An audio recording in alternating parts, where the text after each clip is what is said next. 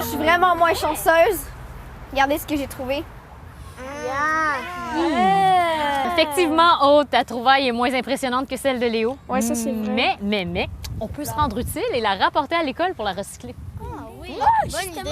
J'ai un sac de plastique. Ouais. Et si on trouve d'autres déchets recyclables, on pourra les mettre dedans. C'est une super bonne idée. Le verre, le plastique et le métal n'ont certainement pas leur place dans la nature et non plus dans une poubelle. C'est dommage qu'il n'y ait pas de bacs verts un peu partout en ville et dans les parcs. Le plastique, le papier et les déchets de table sont dans des sites d'enfouissement. Est-ce qu'ils sont dangereux pour la Terre?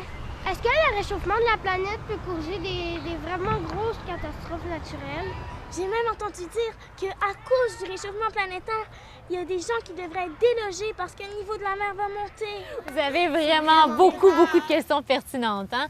Cette petite canette-là abandonnée vous a vraiment fait réfléchir. Hein? Et avec raison. Pour résoudre un problème, il faut d'abord se poser de bonnes questions. Et ensuite, on va chercher les bonnes réponses. Ouais. Vous avez raison de vous inquiéter. La Terre, elle va pas très bien. Et elle est très fragile. Et si on s'occupe pas d'elle, ben... Comme les personnes malades, il faut en prendre soin. Exactement. Puis de la même manière, la Terre, elle a besoin de beaucoup d'attention.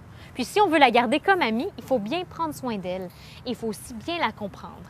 Et ne pas trop lui en demander. Parce que la Terre, elle a ses secrets, elle est compliquée, elle a ses lois, mais elle a aussi ses caprices. Elle a des caprices, la Terre. On pense souvent que la Terre est indestructible, que la vie qui y habite y est pour toujours, que les ressources sont inépuisables et que l'atmosphère restera inchangée pour l'éternité. Et ça, c'est faux. Exactement. Alors on doit tous se mettre la main à la pâte pour la sauver.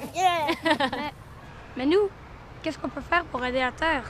On peut faire plein de choses, mais d'abord, pour bien traiter la Terre, il faut apprendre à bien la comprendre. Et pour ça, on peut lire à son sujet, on peut poser des questions aux parents, aux enseignants. Même à toi? Oui, même à moi. Puis on peut aussi... Attendez, je pense que j'ai une idée géniale.